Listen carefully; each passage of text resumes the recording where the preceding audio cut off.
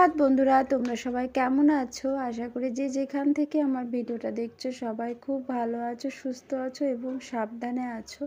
আমরাও খুব ভালো আছি তোমাদের ভালোবাসায়। আরও একটা নতুন ভিডিওতে তোমাদের সবাইকে অনেক অনেক স্বাগত।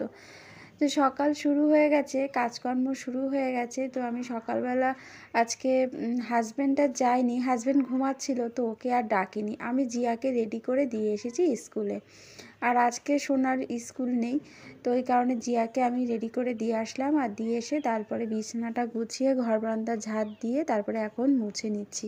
আর হাজব্যান্ড উঠে পড়েছে, ও যাবে বাজারে, তো ওষুধটা শেষ হয়ে গেছে সেটাই দেখাচ্ছিল। আর সোনাও ঘুম থেকে উঠে গেছে, সোনাও পড়তে যাবে আন্টির বাড়িতে। তো যে যার কাজ নিয়ে ব্যস্ত, সবাই এখন ব্যস্ত। আসলে সকালবেলা শুরু হয় আর সবারই কম বেশি কাজকর্ম তো থাকে, সে বাচ্চা হোক আর বড় হোক। বাচ্চাদের যেমন পড়া থাকে, ওদের পড়তে যাওয়া, এই সমস্ত কাজগুলো থাকে। হাজব্যান্ডের থাকে বাজার করা, এই সমস্ত। আর আমাদের তো এই সমস্ত কাজ, ঘরের কাজকর্ম থাকে আমাদের। আর জিয়া তো স্কুলে চলে গেছে, তো যার যার মানে কাজকর্ম নিয়ে সেই ব্যস্ত। তো এখন এই যে আমি জামা কাপড় কাচাকাচি করছি, তো মোটামুটি ওই দিককার কাজকর্ম হয়ে গেছে। এখন এই কাচাকাচি করব, তারপরে স্নান করব, আর তারপরে যাব ছাদে মেলতে যাব। আর ছাদে গিয়ে এক কাজে দুটো কাজ করব।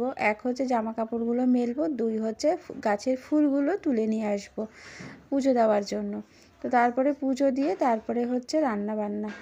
তো আগে এই সমস্ত কাজগুলো করে নিলে বেশ অনেকটা কাজ হালকা হয়ে যায়। তারপরে শুধু একটাই মেন কাজ থাকে, সেটা হলো রান্না বান্না। এই পুজো দেওয়া এই কাজটা হয়ে গেলে না, দেখবে অনেকটাই ভালো লাগে যে পুজোটা দেওয়া হয়ে গেছে। পুজোটা মনে হয় সবচেয়ে বড় কাজ। তো এখন এই যে ছাদে যাচ্ছি, তো চলো ছাদে চলেও আসলাম। আর এখন এসে এই যে জামা কাপড়গুলো মেলে নিচ্ছি একে একে।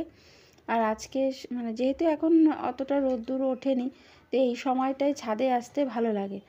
আর অন্য সময় কি হয়, প্রচণ্ড রোদ্দুর ওঠে, তখন আর ছাদে একটুও দাঁড়ানোও যায় না, আর একদম ভালোও লাগে না। আর এই সময়টাই রোদ্দুর সেমন ওঠে না, তো এই সময়টায় ছাদে আসতে খুব ভালো লাগে। আর জামা কাপড় মেলেও শান্তি। আর রোদ্দুরে যখন প্রচণ্ড পরিমাণে রোদ্দুর বের হয় বা দুপুরবেলার দিকে, তখন আর একদম ছাদে আসতেও ইচ্ছা করে না। এত রোদ্দুরের মানে তেজ তাপ প্রচণ্ড থাকে তখন। তো এখন এই জামা কাপড়গুলো মানে মেলে দিচ্ছি। আর ডেলিকার জামা কাপড় এক্সট্রা কোনো কাছাকাছি আজকে আর করলাম না। আর আজকে যেহেতু সোনার স্কুল নেই, তো ওই কারণে রান্নাবান্না নিয়েও অতটা চাপ নেই, আস্তে ধীরে করতে পারবো।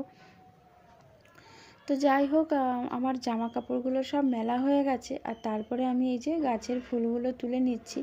আর এখন যেহেতু বসন্তকাল, তো বেশ গাছে আবার ফুল ফুটতে শুরু হয়েছে। মাঝখানে বেশ 2 মাস মতন শীতের জন্য গাছে একদমই ফুল ফুটছিল না। এখন আবার দু একটা ফুটছে, আস্তে আস্তে আরও ফুটবে। আর এই জবা ফুলও ফুটতে শুরু হয়ে গেছে। শীতকালে তো বেশ অনেক দিন কোনো রকম ফুল হয়নি গাছগুলোতে, এখন আবার কড়িও হয়েছে আর ফুল মানে ফুটতেও শুরু করে দিয়েছে। আর এমনিতে তো সমস্ত গাছেই বসন্তকালে কম বেশি ফুল ফোটেই।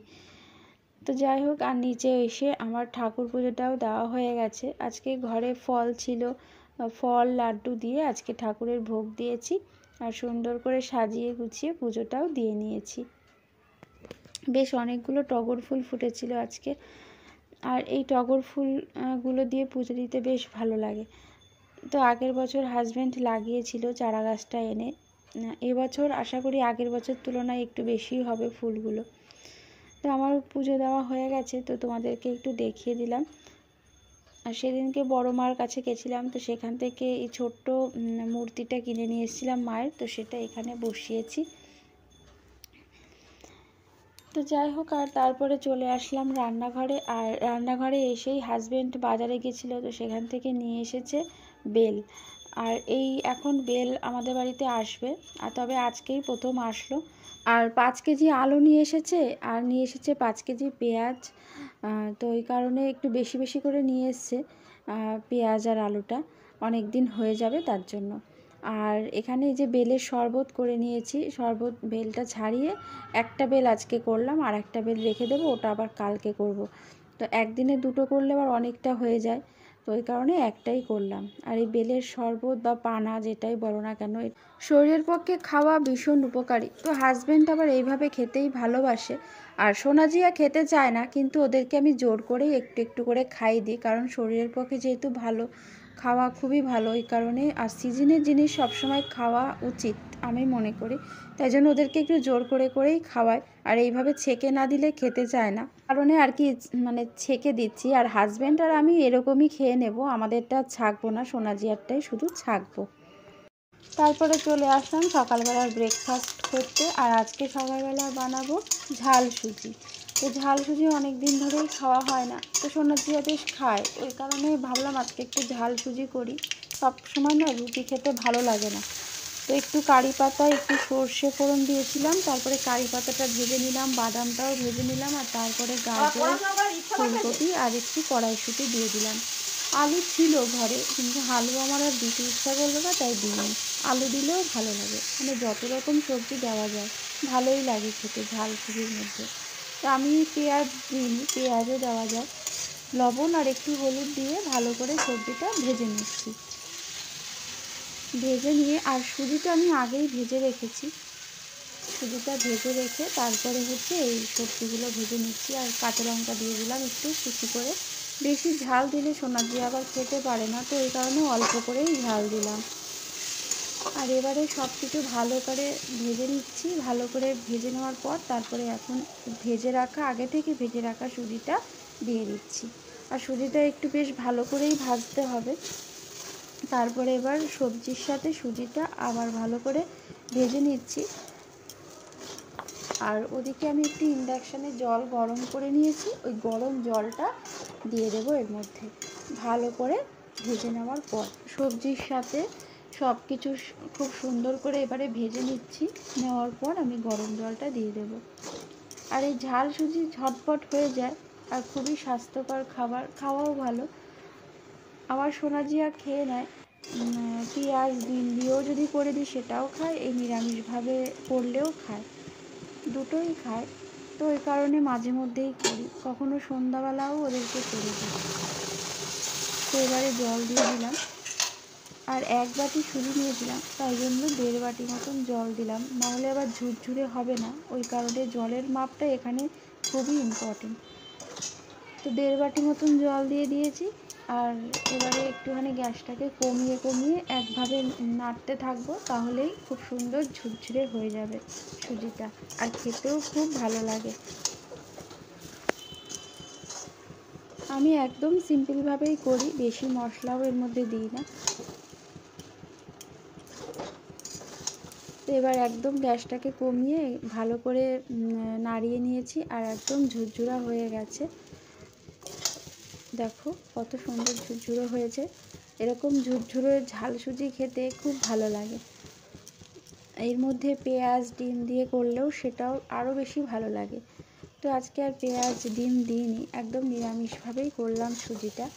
তোমরা কারা কারা পছন্দ করো অবশ্যই কমেন্ট করে জানিও। আমার কিন্তু বেশ ভালোই লাগে এরকম ঝাল সুজি খেতে, আর এটা অনেকক্ষণ কিন্তু পেট ভরাও থাকে।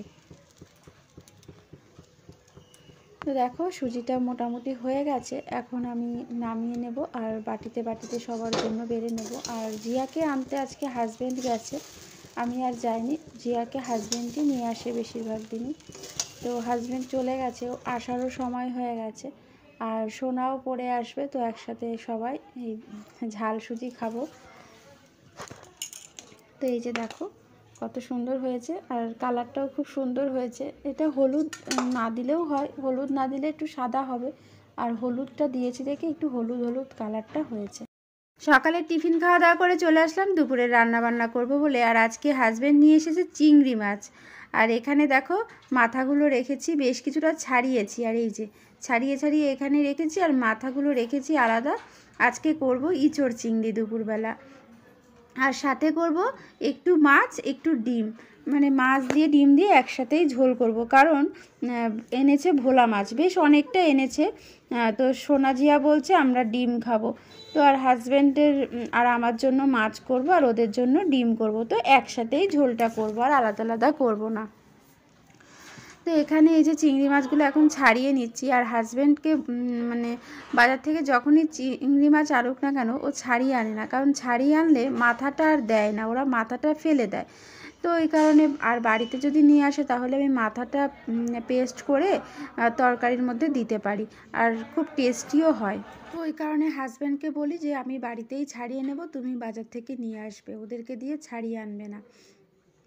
একটু কষ্ট হয় কিন্তু খেতে তো ভালো লাগে। আর সোনা, জিয়া, আমরা চারজনাই চিংড়ি মাছ খেতে খুব ভালোবাসি, আর আমরা চারজনাই ইঁচড় চিংড়ি খেতে খুব ভালোবাসি। আর আজকেই প্রথম রান্না করব, কারণ কালকে হাজব্যান্ড ইঁচড় নিয়ে এসেছে, তো এনেই বলছে যে ইঁচড় চিংড়ি খাবে, তো আজকেই রান্না করব।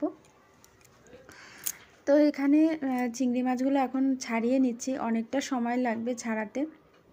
আর তারপর এদিকে দেখো রান্না মোটামুটি অনেকটা আগিয়ে ফেলেছি। এখানে মাছ দিয়ে, ডিমের অমলেট দিয়ে, আলু দিয়ে ঝোল করলাম। বললামই তো, জিয়া সোনা বায়না করেছে ডিম খাবে, তাই জন্য ওদের জন্য ডিম করলাম, আমাদের জন্য মাছ করলাম, একসাথেই করলাম। যেহেতু ভোলা মাছ তাই পেঁয়াজ দিয়ে করলে অসুবিধা নেই। এদিকে ভাত হয়ে গেছে, আর এখানে ডাঁটা শাক, পেঁয়াজ, কালো জিরে, কাঁচা লঙ্কা দিয়ে ভাজা ভাজা করছি। আর এখানে চিংড়ি মাছগুলো দেখো ভাজা হয়ে গেছে। আর এদিকে তেলের মধ্যে গোটা জিরে ফোড়ন দিয়েছি, তারপরে পেঁয়াজ কুচি দিয়ে দিলাম, আর তারপরে দিয়ে দেব আদা, রসুন, সামান্য পেঁয়াজ, কাঁচা লঙ্কা পেস্ট মিক্সিতে করে রেখেছি, তো সেই পেস্টটা দিয়ে দিলাম পেঁয়াজটা ভেজে।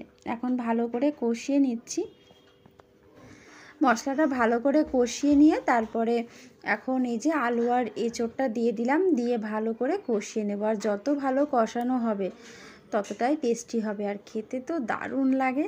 আমার ভীষণ পছন্দের একটা রেসিপি বলতে গেলে। আর মাথাটাও মিক্সিতে পেস্ট করে নিয়েছি, ওটা হচ্ছে নামানোর আগে দেব, তাহলে ভীষণ ভালো লাগে খেতে, টেস্টিও হয়। আর এদিকে দেখো কালারটা কত সুন্দর হয়েছে, যদিও আমি কাঁচা লঙ্কা দিয়েই রান্না করি। এটার তরকারিটার আমি কী নাম দেবো নিজেও জানি না, যে অমলেটের ঝোল না গোটা ডিমের ঝোল না মাছের ঝোল, যাই হোক তোমরাই একটা দিয়ে দিও। আর এই হলো শাক ভাজা, আর এখানে কালকের একটু আলু ভাজা রয়েছে, তো ফ্রিজে রেখেছিলাম, বার করে রাখলাম।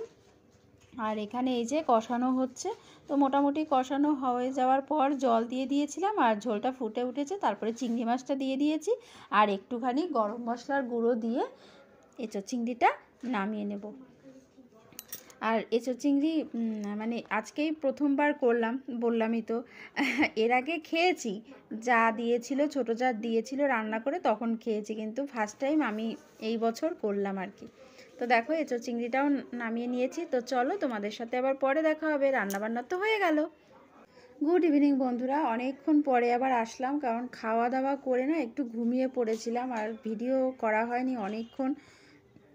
আবার বিকাল থেকেই ভিডিওটা স্টার্ট করলাম, তো সূর্য অস্ত যাচ্ছে। গুড ইভিনিং বন্ধুরা, তো বিকালবেলা ছাড়ে এসেছি, আর এই যে এখন গাছগুলোতে জল দেব, ওই যে জল ভরছে দেখো, তো এখন গাছগুলোতে জল দেবো। আর সোনা জিয়াও এসছে, ওই যে দেখো না, দুজনে দৌড়াদৌড়ি করছে, দুজনে দৌড়াদৌড়ি করছে। সবাই ঘুমিয়েছিলাম, হ্যাঁ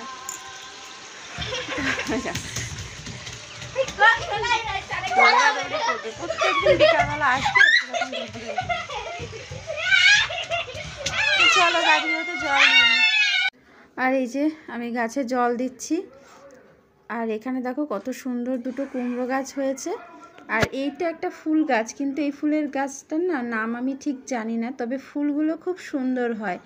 হাজব্যান্ড এই বছরই নতুন লাগিয়েছে, যদিও একটু আগে লাগালে আরও ভালো হতো, শীত চলে গেছে, এটা শীতের সিজনের ফুল, কিন্তু লাগাতে আমাদের দেরি হয়ে গেছে। যাই হোক দেখা যাক ফুল হয় কি না। তো এখন এই গাছগুলোতে জল দেব, দিয়ে তারপরে হচ্ছে নিচে যাব। আর জামা কাপড়গুলো সকালে যেগুলো মেলে দিয়ে গেছিলাম সেগুলো আমি হচ্ছে রান্নাবান্না করে এসে নিয়ে গেছিলাম, যেহেতু প্রচণ্ড রোদ তাই জন্য। তো তারপরে সন্ধ্যা পুজো দিলাম, দিয়ে এই যে এখন আমি বিস্কুট খাচ্ছি, আর সোনা জিয়া হচ্ছে ম্যাগি খাচ্ছে। তো দুখানা করে চামচ নিয়ে এসছে, একটা কাঁটা চামচ আর একটা মানে গোল চামচ। এই যে দেখো দুখানা চামচ দিয়ে জিয়া বসে বসে ম্যাগি খাচ্ছে। তো চলো বন্ধুরা, আজকের ভিডিওটা এই পর্যন্ত, দেখা হবে কালকে নতুন ভিডিওর সাথে। ততক্ষণে তোমরা সবাই ভালো থেকো, সুস্থ থেকো, সবাইকে টাটা।